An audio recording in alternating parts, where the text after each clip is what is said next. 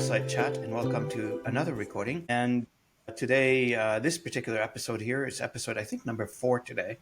It seems like I've been recording this back to back today. So this particular episode is episode 136, since I started the Localization Fireside channel. And I am honored, and I have the distinct pleasure to have with me Stephen Clarke. Stephen and I, we've been talking a few times already, and we plan to have a podcast together. And the reason I wanted to do the podcast with Stephen, because the conversation that we've had is very interesting. It is not necessarily a conversation, the Localization Fireside Chat. This is the first time I'm having this type of conversation, to be honest. It's about giving back to the community. It's about doing charity. It's about doing good to others. And Stephen has found a unique model to do this. And it was so intriguing when he described the model to me.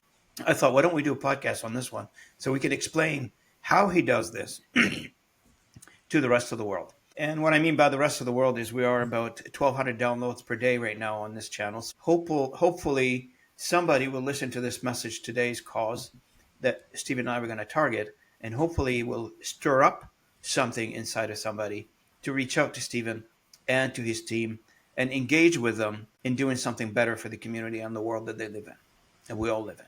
Stephen, welcome to the channel. Thank you. Thank you for having me. And thank you for taking the time and being with me.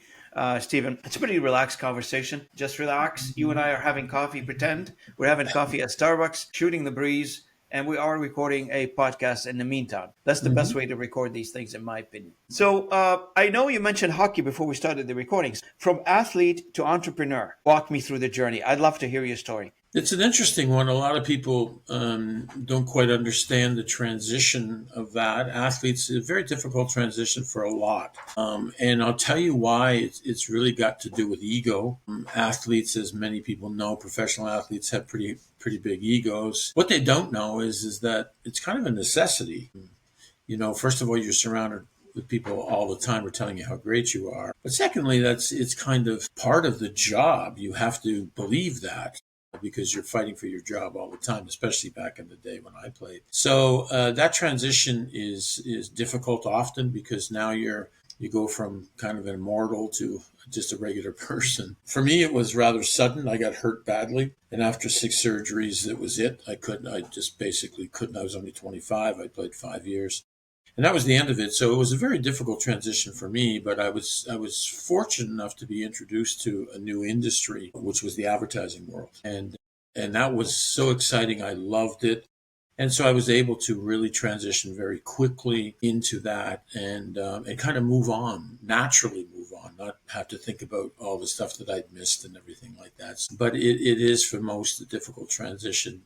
I think I was one of the lucky ones and found a new career right away, which ended up being a real career of over 25 years. So that's kind of how it worked for me. As I say, I was one of the lucky ones. So when you played hockey, I think it was hockey, right? That's yes, what it was. Yes, right? I was a professional hockey. So who did you play for? What was your position? First of all, I modeled my game after Bobby Orr, who I still think it was the greatest that ever played. And so I was a Russian defenseman. I went and played, rather than playing the minors, where when you get drafted and signed a contract, that's where they put you back then anyway. So I went to the Swedish NHL, the Swedish Elite League it was called back then. And I went there honestly because the Swedish players that were coming here, still are coming here, are obviously superstars. And so I wanted to play against that level, which I wasn't going to get in the minors. So I went there and ended up signing a deal on my 4th year over there with the Vancouver Canucks, and then coming back here. That's when I got hurt, and then it was just after 6 surgeries. It was like you're not going to be able to play anymore. So it was like that. So the majority of my career was spent in Europe, in Swedish Elite League, but more importantly, all over Europe. So I got to play in Russia and Czechoslovakia. It was a real experience, and as I said, the hockey was great. Do you speak Swedish? I'm fluent in Swedish. Great. Yes. Because I did my, and it's very interesting, I did my first podcast today, a bilingual podcast, where I was speaking English and the guest was speaking Spanish. Oh, my goodness. Okay, yeah. Yeah, no, I decided to learn because when I first went over there, people were screaming and hollering at me, of course, on the ice, and I didn't know what they were saying. And so, I had to go over to the bench and ask the guys, well, what did he say? And when they told me, I wasn't too pleased about it. And so I thought, well, if I'm going to stay here, I think it's a good idea to learn it. So I actually went to school during the day to learn it. Oh, you did a professional learning, like you went to school and I you went learned? to the Stockholm University. I went to actually take it because I wanted to learn it quickly. I mean, I was immersed there, but you learn it some way. But I wanted to learn. I wanted to be able to read, write the whole bit. So I did that because I had some time during the day, of course, playing. So I Absolutely. could kind of pick and choose my places. So I learned it very quickly. So after by the end of the first year, I was pretty good at it, and then it just got better from there. Well, So good for you. And you know yeah, what? This talks about how people immerse in themselves in other cultures. yeah. And, like a lot of times people refuse to do that. For those Mm. who, go with the flow and immerse themselves in the culture, there's a lot of benefits to that. You learn Yeah, another you know language, you what? know another culture, you open eyes on various Yeah, things. for sure. I'll tell you something else, Robin. For me, I've always done this, and maybe it's my upbringing. My mom was pretty special person. But no matter where I'm going, I will learn words from that language. The obvious ones, please, thank you, those things. And so, I can say that in many languages whenever if I'm visiting a country, wherever it is. Obviously, we visit a lot of Spanish countries, so I can speak quite a few words in there. But I just think I mean, we're in their country. I mean, let's respect it a little bit. Let's at least be able to converse with them a little bit and let them know Yeah, that 100%. we're thankful. So yeah, 100%. I've been doing Now, that for moving years. to the professional side of your life, if you contemplate back, if you reflect back, and you say, okay, so I am an entrepreneur, you're a successful business, a professional. You've been doing this for many years.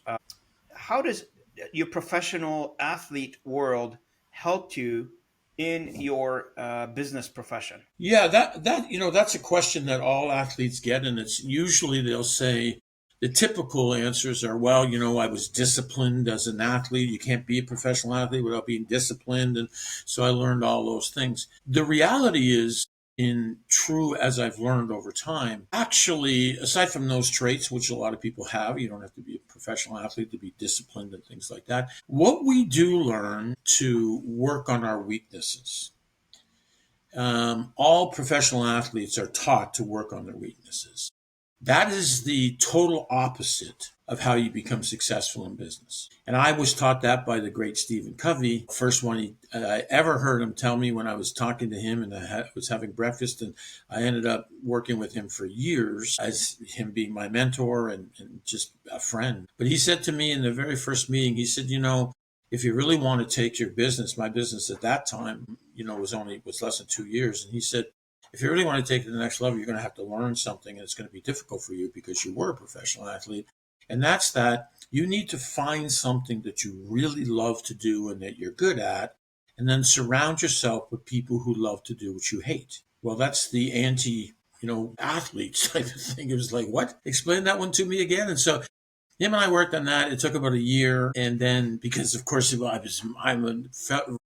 fairly new. My first 4 years after leaving hockey, I worked for a big advertising company, and then I started my own. And so I had to learn all this, and it was like, wow. I mean, I was doing everything, making sure I was overseeing everything. We were a small company back then, but I knew we were going to be growing, and so that was a whole thing I had to learn, and it worked out so well for me in all the other careers that I've had, especially now with what I'm doing. So it was, yeah, I mean, you learn these things. So it's kind of good and bad. We learn some great things, obviously, in athletics about life in general. But when it comes to business, it's kind of it's the total opposite of what they teach you as an athlete. Yeah, absolutely.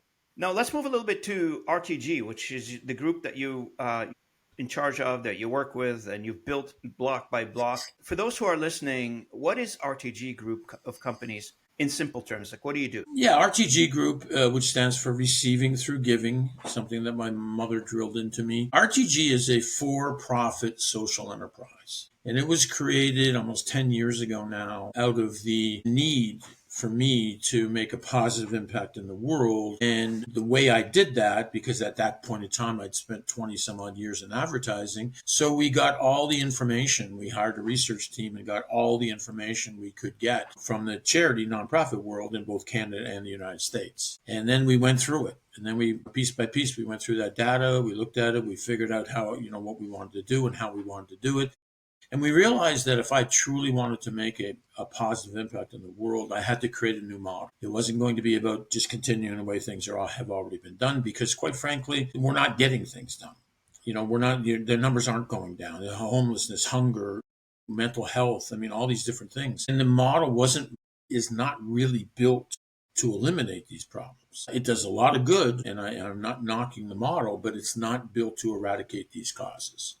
And so I said, well, that wasn't what I wanted. And as a creative business strategist that had built, models and programs for some of the biggest companies in the world, I certainly could build my own. And so that's what we did. We found out the three key components that we had to, that our whole model had, the three pillars that the model had to rest on. And then we just built from there, and we built a number of different companies. And so that's how we ended up getting to where we are now. This is obviously a new chapter in my life for me, but it may be the last one, because I just love doing it, and I can't see myself doing anything else. Receiving through giving, Stephen, what a concept. Like it's an absolute, and my family always drilled that into me as well.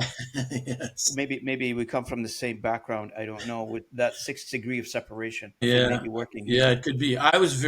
We were very poor. And that was the funny thing that my mom. Oh, same here. I mean, I don't come from a rich family by any means. Exactly. So we had nothing. And so she kept telling me that. And of course, back then I kept saying to her, yeah, well, wait till I get something. And then I can do it after I can receive it after I give it. But I had nothing to give. But it certainly hit me, especially when I signed my first hockey contract. And then from there on in, it was like, I understand it clearly. So it was very easy when my wife and I, we were saying, okay, what should we, you're going to build a new company. What are you going to name it? Right away, I said RTG Group.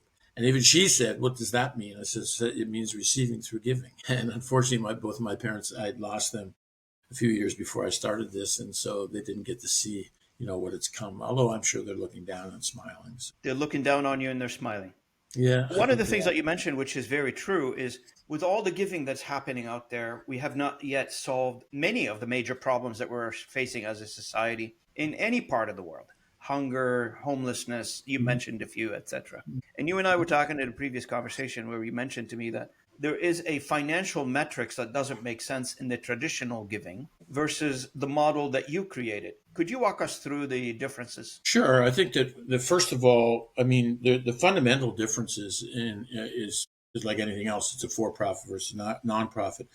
People don't understand exactly how these models were built and the limitations placed on them. So I'll give you a couple of examples. In the United States, that's where we kind of started this. We're just bringing it to Canada now. But when we look like today, last year in the United States, they were given there's 1.8 million charities and nonprofits in the United States, and they were given $1.5 trillion. Not one cause going down. So you say, well, why not? Well, the first thing is they employ over 13 million people. That's over 800 billion right there. That's over 50% just in what they're in the employment. So, and by the way, to me, as just a regular business guy, I don't think that's a bad thing. I mean, who's going to criticize somebody who's employing over 13 million people a year? I mean, that's a good thing. And the ones who definitely agree with me on this one is the government. They're all for the employment, right? So they're not going to say anything about it. Employment taxes. Exactly. They get taxes. They don't have to look after those people. They've all got jobs. They stimulate the economy. But there's fundamentally other huge flaws. So, for example, the corporate world. So you would think that the corporate world, especially thinking in America and the companies in America, right? The Amazons, Apples, all these companies, those companies of the 1.5 trillion, those companies are giving $30 billion a year. That's it, $30 billion. That's it, of the 1.5 trillion. The reason they're doing that is twofold. Number one, they max out because the government, like in Canada, we have a max that you can give based on your your after tax profit or before tax profit. So you max that out, and that's what they give. And they're not going to give after tax profit. They're just not going to do that. But when you look at it and you say, well, how else can we get them to contribute? Well, that was the industry that I spent over 20 years in. That's the marketing. Those same companies that give $30 billion a year, they spend $500 billion a year in marketing. So that was perfect for me because I can't, as a for-profit, I can't touch the 30 billion anyway. They want tax receipts. But I can create a model that gives them not only a return on their investment, on their marketing spend, but a return on impact. And that's why we have the #1 marketing program in the United States right. So that's what we can do. We can tap into, and this for-profit model can tap into, what about the largest financial industry in the world? Well, it's called the financial industry. Go and ask a VC how many charities or nonprofits they invest in. And after they've finished laughing, they'll say, what are you talking about? How could we invest in a charity or nonprofit except to get a tax receipt? There's not the returns. And I'll tell you exactly what they said, because I heard this many times. You don't think that money's ours, do you? We invest other people's money, right? So we have to invest that money so that we get returns that could pay them the returns, and we can still get ours. So we will never invest in the charity nonprofit space. So why would I want to eliminate the largest financial community in the world? So that's why I became a for-profit. And that's why now in our model, where VCs are now looking at, we provide a 15% annually compounded, and that was the number I got from them. So now they can invest, they can get 15% per year compounded, they can give their people returns, they can keep some themselves, and all of a sudden they're investing in companies that are doing good, or at least one anyway. There was many factors that created this model, and but they fundamentally it went in so that we could provide full transparency. People are looking for that now, and I predicted this 8-9 years ago, and now they're starting to demand it. So you want to provide, where's my money going? What's the impact? Extremely important. You want to build a model. Everybody should want to build a model around sustainability. You want it to keep going, right? Well, in the charity world, on average, people give $50 a month for less than 4 years. That's not sustainability. So then they have to keep replacing them. It's crazy. Every year, the #1 thing that charities and nonprofits do, raise money. They just go through it. It's terrible. So sustainability was important. And then the last one, which again doesn't really exist in the space, is collaboration. Are we stronger together? Of course we're stronger together. That's a ridiculous statement. But they don't work together because we know why. They're all going after the same grants and donors. So it's like, hey, I love what you're doing, but stay away from me. So we took all of this to create what we've got now.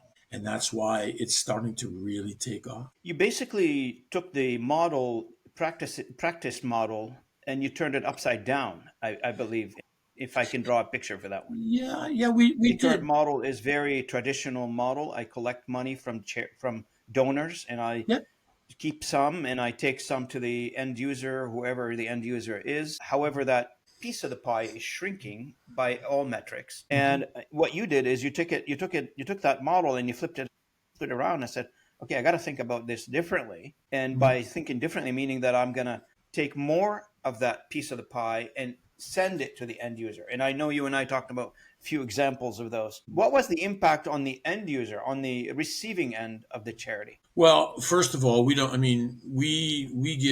create a lot of our own models. So in our homeless model, for example, we saw many of the flaws there. And we know, in Toronto, for example, in 2021, we had 7,800 people living on the streets of Toronto. And in 2024, the end of last year, we had 15,600 people living in the streets of Toronto. That's double. That's over double. So what's So we're not solving anything big, no, right? Or we're not. As it gets worse and more people come in, even if they're taking 1,000 people off, well, there's 1,500 people going back on. So it's just a vicious cycle. And you have to come up. The problem with as a strategist, and this is where really I kind of, as a creative business strategist, so that's how I can strategically build the models, but make them creative so that they actually work. And so as that, I looked and said, okay, I want to do a program like our homeless program. So the homeless program right now, every city in North America will tell you the same thing. We're building affordable housing. Oh, it's a lack of affordable housing. Wow. It's amazing to listen to that, where the reality is that, subsidized housing is really the solution. That's what we do. And we make sure through subsidized housing that those people stay off the street.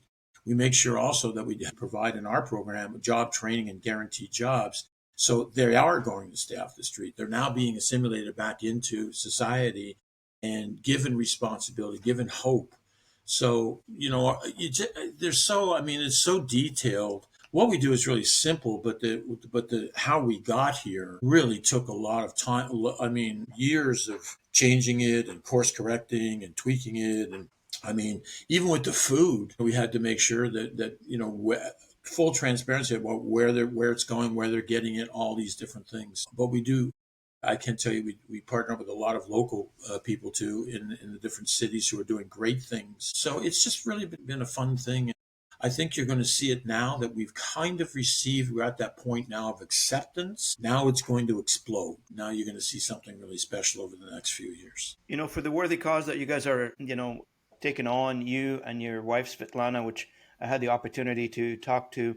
And by the way, for the audience, I'll connect you with both Stephen and his wife, Svetlana. She's involved in the Immigration Women Entrepreneurs of Canada, very, very active, supporting young immigrants coming to the country, getting them settled, find them jobs. I can't speak highly enough of both of this couple here. The work they do is amazing, and this is not supported by government by any chance.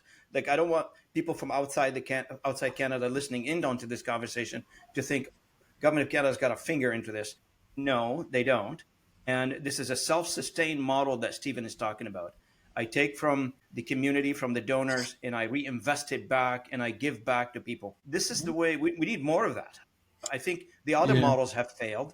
I think we need to mushroom this into multiple. Yeah, I think that the reality is this. Again, as a strategist, I looked at this and said, okay, here is the harsh reality. It's not going to change. The models that we have right now for charities and nonprofit, they're not going to change. And they're not going to change because of what I already told you.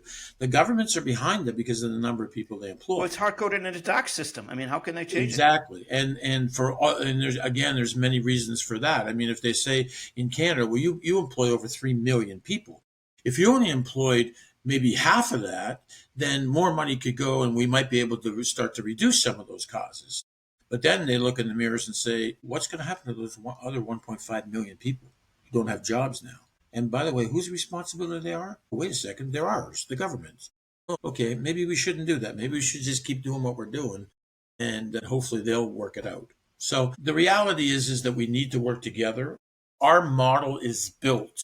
The one real sneaky thing about our model is the third pillar. And when we're introducing this to more and more charities who are adamant that they're not going to work with us, by the time we get to that collaboration part, they're like, whoa, hang on a second, what? Yeah, exactly. Your volunteers can actually make you more money by doing our cause, and we can legally incentivize your volunteers because we're not a charity or nonprofit. We don't fall under the rules that both Canada and the U.S. governments impose. We can do anything. It's our money. So all of a sudden, we're going to bring back volunteerism now. Because remember, if you're a volunteer, think about it, Robin, you're out volunteering and you raise $12,000 for diabetes and you give them, and then you find out that of that 12,000, there's probably about 7,000 or maybe even more going to pay wages. But the government says that the guy who raised it, me, the volunteer, is not legally allowed to take a dime.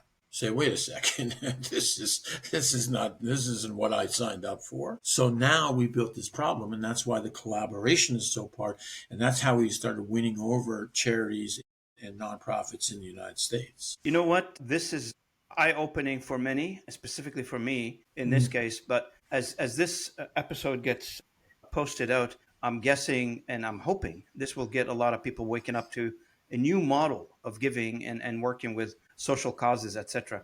Now, one thing for you, I guess, from a, because you're a strategist and you worked on this for many years, do you think businesses should have this type of strategy inside of their business, built in this strategy? Yeah, well, I think the great thing for corporations in North America for now, and then we are going global, but we can now tap into those huge marketing dollars that they have, and we can give them exactly what they want, which now chief marketing officers are looking to turn them into sales. That used to be for years, it was divided. There was, sales and there was marketing.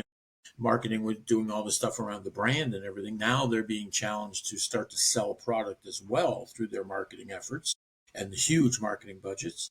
So we can now turn those into guaranteed sales, but also to make sure that they get an additional impact. Because if they give me $1 million and I turn that into a guaranteed $1 million in sales for them, they also have the fact that that $1 million is, in this case, that's 50,000 members. That's 1.5 million meals every month going to children. And that's about 900 homeless people going through the program where getting job training, jobs, and subsidized housing. So now any brand who's doing that can take credit for that as well. And with 71% of the young population, Ted's now looking to buy products off of companies, not based on price anymore. It's not about the price.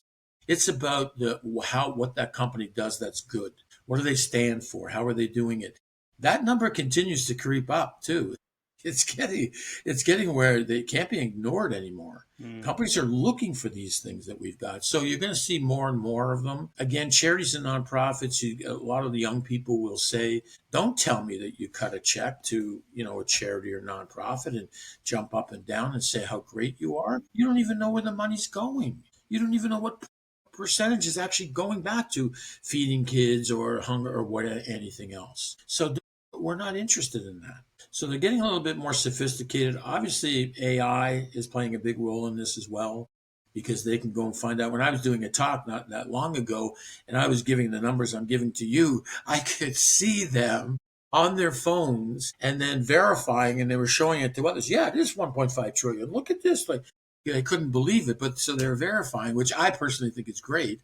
But that's what's happening now. And that's not going to be necessarily in the favor of organizations that aren't doing what they think, what other people think they should. The general public thinks that the charities and nonprofits shouldn't spend any money on overheads. I mean, I know that's ridiculous, but that's kind of that's what they've been fed over and over and over. And so when they say, well, this amount is going to wages and travel, they're like, well, I don't understand. Or that they want to hire a CEO and pay him, $750,000. Well, he shouldn't. Well, he's doing good. Why should he get that money? Well, because he can go into banking and get $1 million for doing the same job. So he's still taking a cut. Why shouldn't he get that money? So, that's where you come into the models like ours, where we can solve all of those problems and make everybody happy. Yeah, absolutely. That's what we're focused on doing. Absolutely. Now, where do you think, some companies that they probably have like impact-based businesses, some of them do, and you probably know a few of them. Why do you think they fail in some cases? Well, I think they're not. I think the lack of creativity and strategy around building. So they're the ones that, for example, that are kind of going in the space, but they're like we are going kind of against what's going on right now.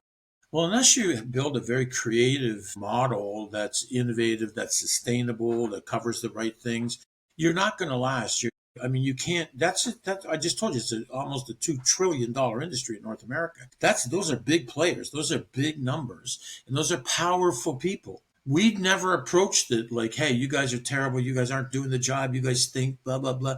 Well, we said, hey, you guys are doing good. Employing people are great, but without help, we're not going to solve the problem. So let us come in and let us be a partner.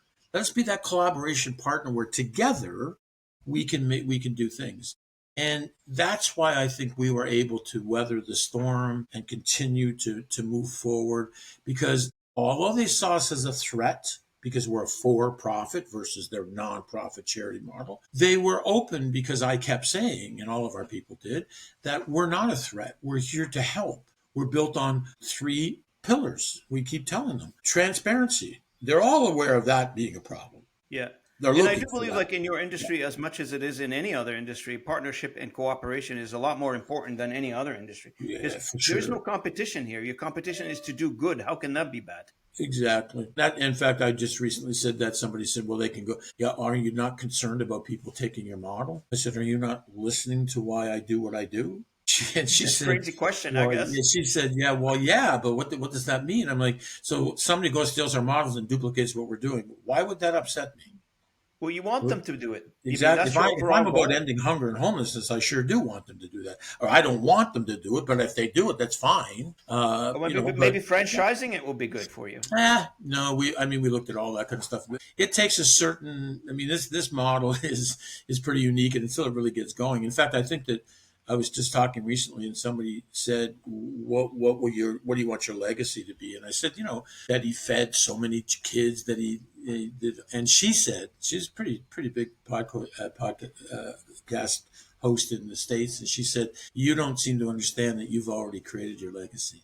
And she said just like that too. And I'm like, Congratulations, by the way, Stephen. "Yeah." I'm like, "What do you mean by that?" And she said, "Your model is the legacy." She said, I haven't said this yet, but this is the best. You're blowing me away with this model.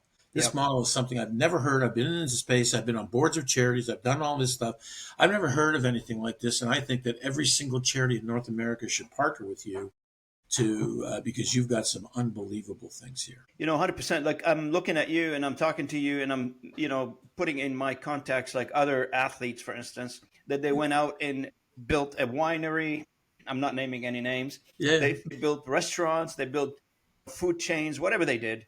But here you left that entire sports industry to do something charitable, to do something good for the community. I mean, I can't speak highly enough about you and your wife on this one. So Thank you. it's No, very we admirable. appreciate it.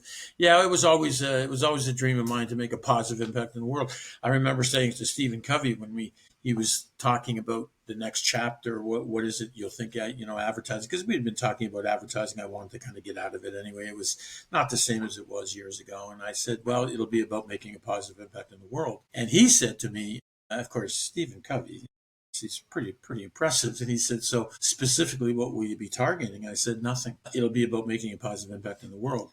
And the funny thing is he's like, "Well, wait, I mean, you really should get it down there." I said, "Listen, Stephen," and I do look up and talk to him sometimes. And I said, "Listen, I'm the strategist, buddy. I'm going to build a model where I can do a whole bunch of good stuff. And when we go into a city, remember, the money we get from our membership is going to homelessness and hunger. But what about all the other people we're partnering to? What about all the people we're giving money back to diabetes and AIDS and sex trafficking and domestic violence and all that other stuff? We're making a real positive impact in the world." So yeah, I'm pretty happy with the model. I can tell. Now, you've been doing this for a while, like 10 years almost, right? 11 years almost. We came back about 10 years ago. We weren't in a hurry because I knew this was going to be important. So it took about 2 years before we really, had the model that we wanted to start kind of beta testing and playing around with it. We had a huge client in the United States, in fact, the largest bank in the United States. I love how you call that a client. Some other people would call them donors or givers or whatever. First You of call all, we them don't use clients. any words that the charity was. Our people that give us the $48.70 a month, they are members. They're members of the Do Good Society. So that's that. Clients are the same as anybody's clients. They're corporations. In this case, it was Wells Fargo who wanted, some special stuff done. And so I created, because that's what I do, created a really great program for them. And we were building stuff. And then, of course, something happened and the world got shut down for 2 years. And so that cost us a lot of money and a lot of time. And we had to redo the whole thing, and which was actually a saving grace. I can tell you right now, as I look back, that was a pretty good time for us, because I think we were trying to rush through this to get this done for Wells Fargo, and I don't think it would have come out the way I wanted it to. So sometimes it's a blessing, although that was a $10 million loss for us. So that was a real killer. But anyway, we came out, and so now we're still tweaking it, but we're improving it. We've got some unbelievable things happening in 2026 that people will just be blown away. And we should hit, by the end of 2026, we'll probably hit the $1 million mark, million member mark. So now when you think about that, million members, so that's 30 million meals a month that will be delivered. 100%. I don't know too many other organizations that are delivering 30 million Very, meals very good. a month. So that's exciting. Anyway, these are the types of things that we can do. Now, while you were building all this, Stephen, like at the initial stages, have you ever thought this is not going to work? I'm going to give up. Have you had a difficulty at some point and says, Never. enough is enough?